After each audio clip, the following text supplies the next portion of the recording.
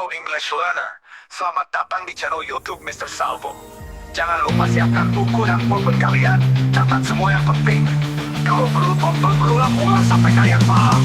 Semoga membantu dan jangan lupa ikut kursus online-nya. Welcome to Mr. Salvo Class. Welcome to Mr. Salvo Class. Belong to the best solution in learning English. Enjoy!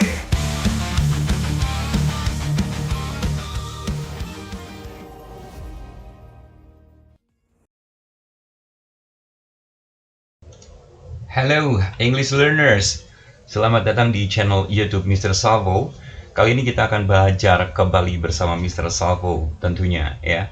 Seperti biasa teman-teman, kalian bisa siapkan buku dan pulpen untuk mencatat hal-hal penting di dalam penjelasan materi kali ini. Untuk kalian yang berminat untuk bergabung di kursus online-nya Mr. Salvo, kalian boleh klik link yang ada di kolom deskripsi. Sebelum kita mulai pembahasannya, jangan lupa kalian subscribe dan like video ini, teman-teman. Oke, kali ini kita akan bahas tentang grammar. Ya, seputar pengertian apa sih itu grammar, kemudian apa fungsinya dari grammar.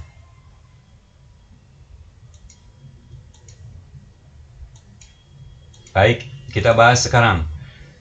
Yang disebut dengan grammar adalah sistem aturan dan kaidah yang mengatur struktur dan penggunaan bahasa, termasuk cara menyusun kata menjadi kalimat yang benar dan bermakna, atau lebih mudah untuk dimengerti, teman-teman.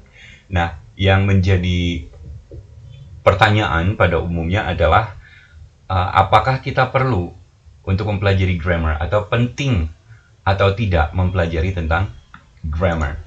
Nah, Mr. Salvo akan jawab, kemungkinannya bisa no jawabannya, bisa juga yes, teman-teman. Nah, kenapa Mr. Salvo bilang no? Nah, kalau kita mempelajari bahasa, kalau kita belajar dari sejak kecil untuk penggunaan bahasa yang kita gunakan sehari-hari, itu bisa kita mulai dengan mempelajari frasa atau memperbanyak vocab dari lingkungan sekitar. Artinya kalian bisa belajar dari orang tua kalian, dari teman-teman kalian, atau dari lingkungan sekitar kalian. Jadi dari situlah kalian bisa mulai untuk menyampaikan apapun yang ingin kalian sampaikan dengan bahasa yang familiar kalian lihat sehari-hari di lingkungan kalian sendiri, teman-teman ya. Kemudian kalau Mr. Salvo bilang penting untuk belajar grammar, yes, di sini maksudnya adalah kalau kita mau pelajari bahasa asing secara serius, maka mempelajari grammar itu sangat diperlukan, teman-teman, karena ini akan sangat membantu kita untuk mempelajari bahasa dengan lebih cepat dan efisien, teman-teman. Oke, selanjutnya kita akan belajar tentang sejarah dari grammar itu sendiri, teman-teman. Nah, yang pertama, grammar itu berasal dari bahasa Yunani, ya, disebut sebagai gramatik, yang artinya seni menulis, teman-teman. Kemudian pada saat abad pertengahan, grammar ini disebut sebagai studi tentang bahasa Latin. Nah, perlu teman-teman ketahui bahwa pada zaman abad pertengahan, bahasa Latin itu disebut sebagai bahasa untuk orang-orang yang beredukasi atau orang-orang yang levelnya, kelasnya tinggi, teman-teman ya. Jadi bahasa yang paling tinggi strukturnya pada saat itu adalah bahasa Latin. Nah, kemudian pada tahun 1585, buku pertama tentang grammar diterbitkan oleh William Bullockar. Ya, ini ditulis oleh William Bullockar yang berjudul Breadth of Grammar. Nah, di sini mulai nih muncul bentuk-bentuk part of speech yang kalian kenal. Ada 8 bentuk part of speech di dalam bahasa Inggris. Di sini mulai dibahas oleh William Bullockar juga tentang sistem struktur penggunaannya atau pembentukan kalimat. Jadi awalnya pencetus sistem grammar ini adalah William Bullockar pada tahun 1585. Kemudian pada tahun 1762, Erlach ini menerbitkan buku yang paling berpengaruh dengan judul Short Introductions to English Grammar. Kemudian pada akhir abad 19, New Modern Understanding of Grammar dimulai. Jadi awal mulanya grammar bahasa Inggris yang kita gunakan sekarang itu bermula di abad 19 sebetulnya, teman-teman. Ya.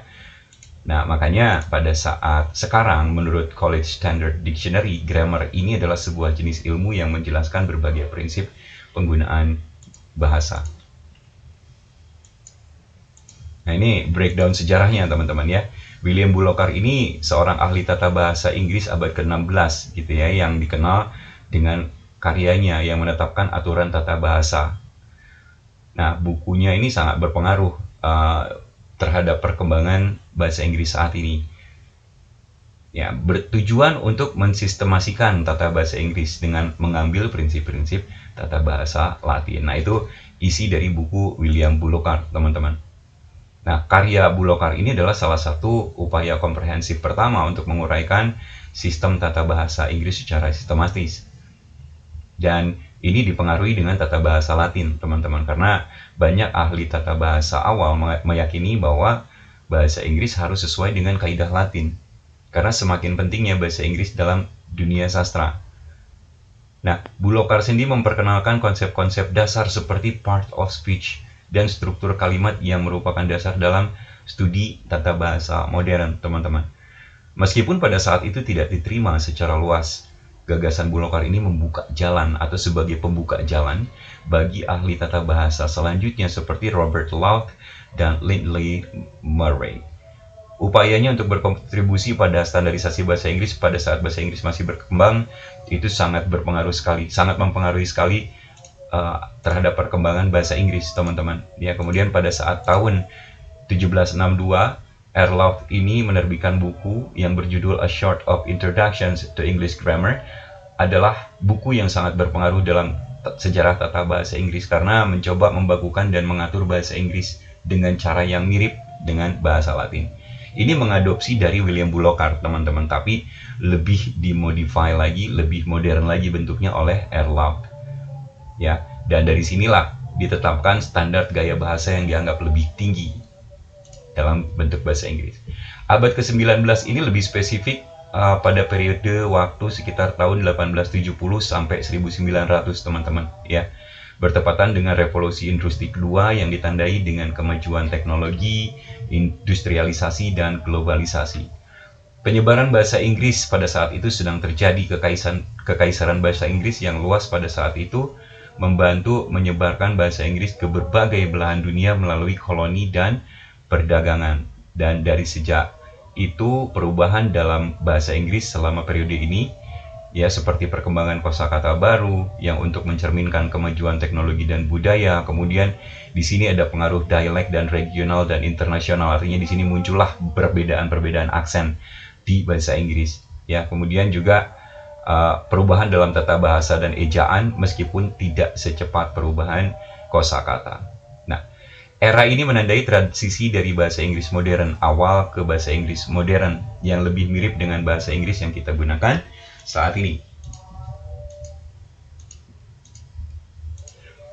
Nah, jika kita berbicara tentang aturan grammar, bisa kita ibaratkan dengan aturan lalu lintas, teman-teman. Ya, jadi kalau aturan tersebut dilanggar, ini dapat mempersulit pengendara lainnya. Sama halnya seperti kalian belajar grammar.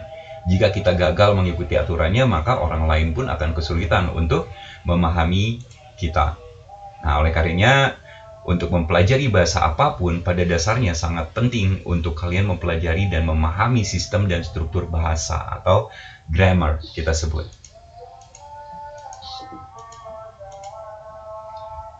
Bahasa Inggris itu sebetulnya bahasa yang sangat fleksibel, teman-teman. Artinya sebuah kata ditentukan tidak hanya dari bagaimana kata itu dieja atau diucapkan, tapi juga bagaimana kata itu digunakan dalam sebuah kalimat, teman-teman.